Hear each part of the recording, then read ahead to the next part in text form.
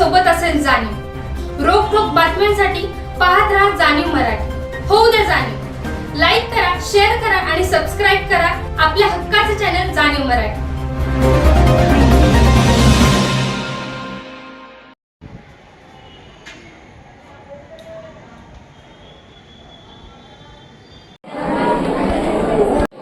त्याचं नियोजन केलं सर्व मुलींनी यासाठी, तर अशा सर्व मुलींना आपण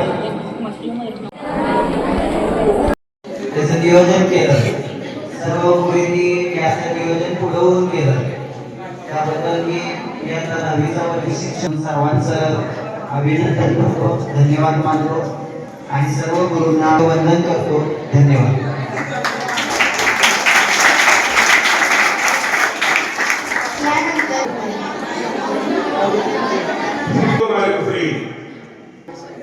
माझे सर्व सरकारी शिक्षक सहयोगी आणि विद्यार्थी मित्र,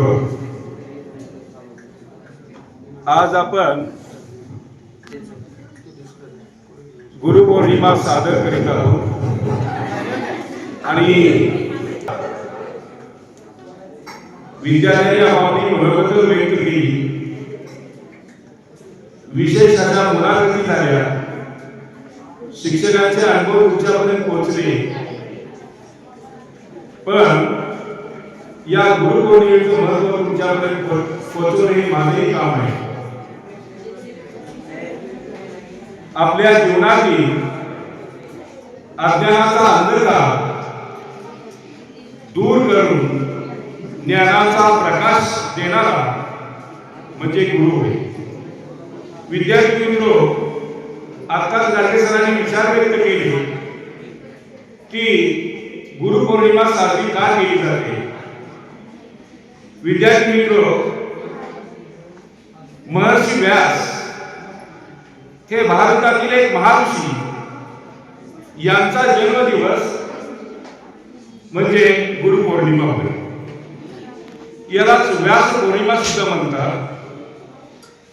मग या व्यासांचं महत्व काय, तर भारतातील जी संस्कृती आहे, संस्कार आहे, या संस्काराचं जतन आणि संवर्धन करण्याचं काम त्यांनी महाभारत आणि काही पुराणातून केलं गेलं आणि भारतीय संस्कृतीचा उदय होत गेला। आपल्याला माहिती आहे की गुरु या शब्दाचा जर अर्थ पाहिला तर पहिला गु येतो, तर गु म्हणजे अंधार नष्ट करणे किंवा अंधार, आणि रू म्हणजे तो दूर करणारा, हा अशा प्रकारचा गुरु असतो। विद्यार्थी मित्र, भारताला जशी संस्कृती आहे, गुरु अनेक ऋषी, अनेक धर्मगुरू या भारतामध्ये निर्माण झाले आणि त्यांनी संस्काराची तिजोरी आपल्या भारतावर ठेवली गेली आणि हेच संस्कार आपल्या पिढ्या पुढच्या पिढ्यामध्ये चालू राहिले पाहिजे। अशा प्रकारे आज जसं आपण व्यासांचं महत्व जाणतो, तसंच आज सारनाथ येथे गौतम बुद्धांनी पहिल्यांदा प्रवचन दिलं गेलं याच दिवशी, म्हणून या धम्म चक्र प्रवर्तन दिन असं म्हटलं जातं। म्हणजे या दिवसाचं महत्व केवळ कोणत्याही एका धर्मासाठी नसून अनेक बहुधर्मीय विचार यातून निर्माण होत असतात।